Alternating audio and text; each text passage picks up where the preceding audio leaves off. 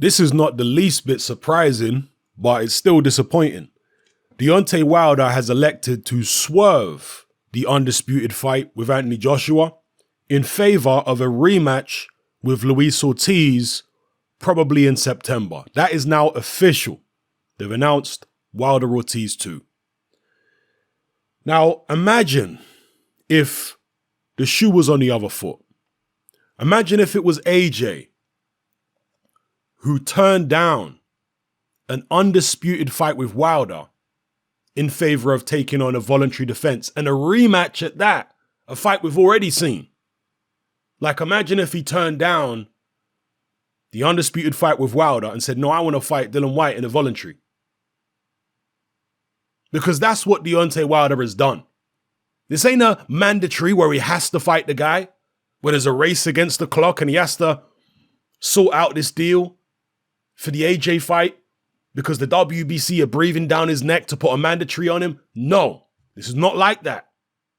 Deontay Wilder was under no pressure to fight Luis Ortiz, apart from maybe the pressure from his own team, but certainly no external pressure, not pressure from a sanctioning body.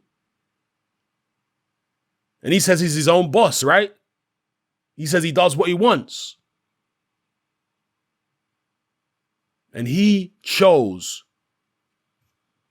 to swerve the undisputed fight. All this talk about one face, one name, and all this business. What happened to that?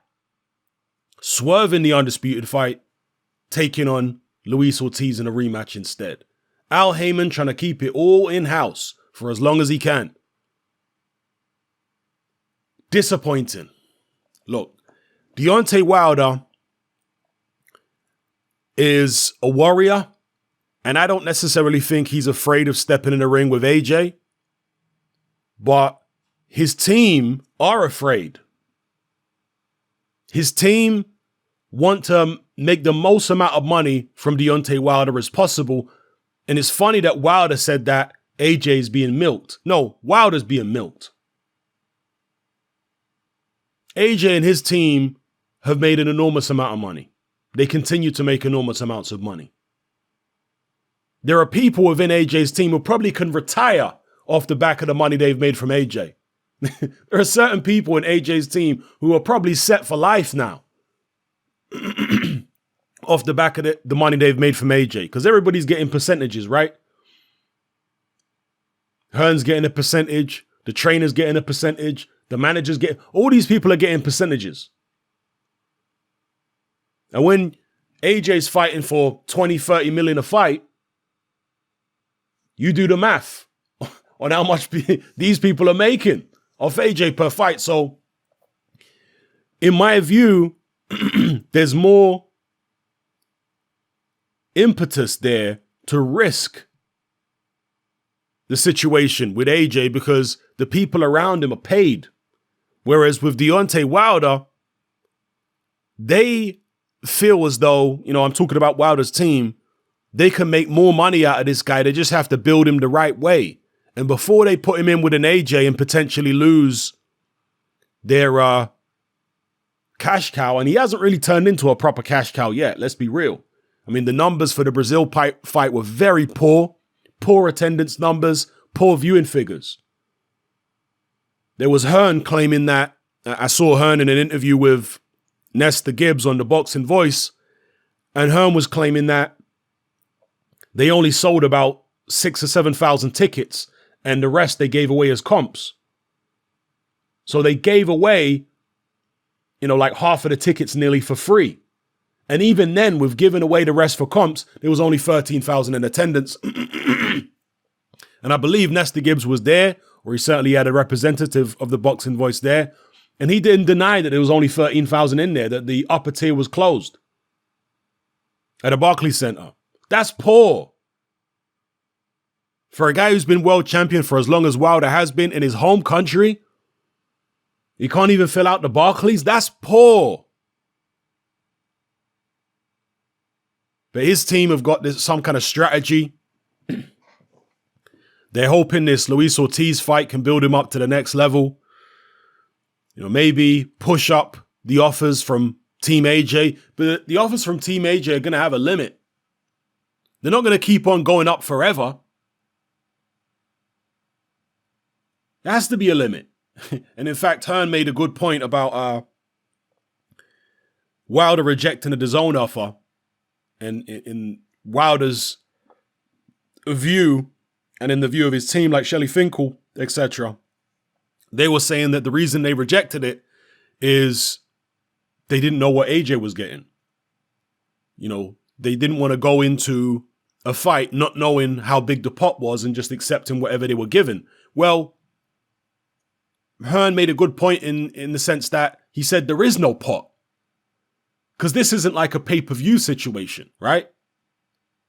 Where these are the projected figures and you're going to get a percentage of these projected figures. This is a subscription-based service. So when people are subscribing, what are they subscribing for? Are they really subscribing just for you, for that fight? Are they subscribing for Canelo? Do you understand what I'm telling you? It was a situation where DAZN are paying both fighters a flat fee. That's what they're doing with Joshua Wilder. They're paying both guys a flat fee for that fight. So it's an offer from a network. It's not like there's a pot and Hearn owns the pot and we're going to divide the pot. No. It's an offer from a network. The network saying, okay, we are going to pay both you guys a flat fee. This is the flat fee for AJ. This is the flat fee for Joshua. Can you see the flat fee for AJ? Mr. Wilder, no, you can't. All right. But hey, it's still a great flat fee.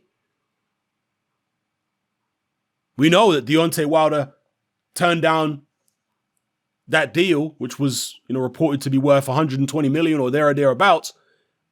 And included in that deal was a fight with Dominic Breazeale, which was his mandatory. He had to take that anyway, where he would have got double the amount that Showtime paid him. And he turned that down.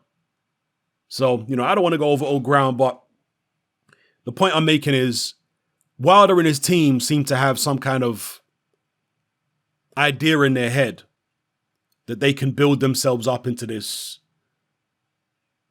superstar cash cow type status. And then once they've made enough money out of Wilder, they'll finally risk him in the undisputed fight against AJ, where it could all go horribly wrong, or it could go fantastically right. Maybe Deontay Wilder knocks Anthony Joshua out. I don't know. I still am absolutely 100% convinced that the only reason he took the Tyson Fury fight is because he thought Fury was shot.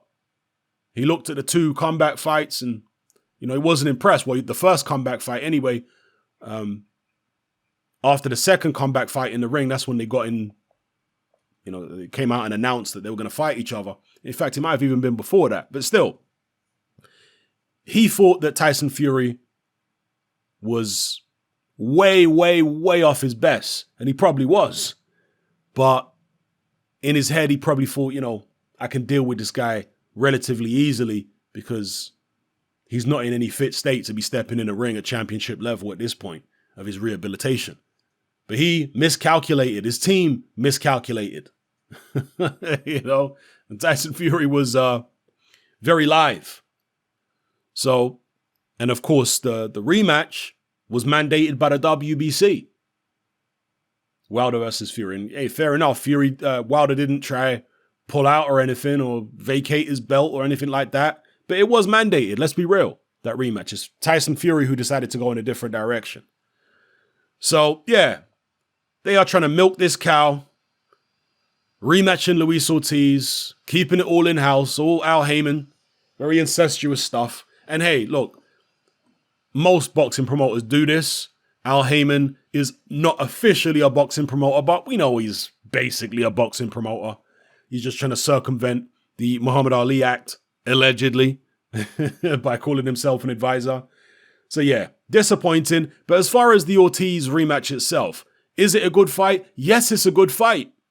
I'm not going to sit here and tell you it's not a good fight. It's a good fight. The timing of it doesn't seem right. Same way with AJ versus White, that rematch. I wasn't in favor of it. Yeah? You go back to when they were negotiating for AJ versus White, I was just shrugging my shoulders like, I don't want to see this fight, people. I'd rather see AJ fight this one or that one or the undisputed fight. I don't want to see him fight Dylan White again. You know? Same way with this. Yeah, it's a good fight. Wilder versus Ortiz. Excuse me. I hope I don't call him Ruiz. Wilder versus Ortiz. It's a good fight, but I don't want to see it again right now. I want to see the AJ fight. You know? And it, like I keep saying in recent videos, I will criticize any entity, any individual, any business, any company, any network, any pundit, anybody who gets in the way of making the fights that I want to see. Right now, it's Team Wilder who are getting in the way, who are preventing the undisputed fight from happening. So I'm going to criticize them. It's nothing personal. It's nothing personal against Wilder, his team, Heyman, none of that. It's just as a fan, I want to see certain fights. So I'll use what tiny little piece of influence I have in my little corner of the internet to try and put pressure on these people to give us the fights that we want. That's all. It's not personal. Wilder's a warrior. He's stepping in the ring at championship level. He's going in there with guys who train for 10 weeks to take his head off. I got the most amount of respect for Deontay Wilder as a fighter. When it comes to this business of boxing, as a consumer of the products that these fighters and promoters are producing, I have a right to rate the product. I have a right to demand that they make particular fights. At the end of the day, I'm paying, right? I'm paying. If they put on AJ versus Wilder, what, you think I'm going to stream it? No, man, I'm paying for the fight. Let's get it straight. So anyway, let me know what you guys think in the comment section below. Are you as disappointed as I am? And at the same time, are you as unsurprised as I am? Let me know what you feel in the comment section below. It's happening. I'm out. Join me on Patreon. I upload a minimum of 2 podcasts every single week, covering a wide variety of controversial topics, as well as live stream Q&A sessions. Take a look on screen right now at some of the podcasts I've produced so far. For just $3 a month, the equivalent of about £2 a month, you get access to all my new podcasts and my entire back catalogue of past podcasts, including my popular Confessions of a Nightclub Bouncer series. You can listen on your computer or on your smartphone or tablet by downloading the Patreon app from the Google Play Store or the App Store for free. The Patreon app also allows you to download each podcast in MP3. For less than the price of a cup of coffee, you get access to dozens of hours of exclusive content. It's easy to sign up, there's no contract, and you can cancel at any time. So come and join our community of free and critical thinkers by signing up with me here on Patreon today.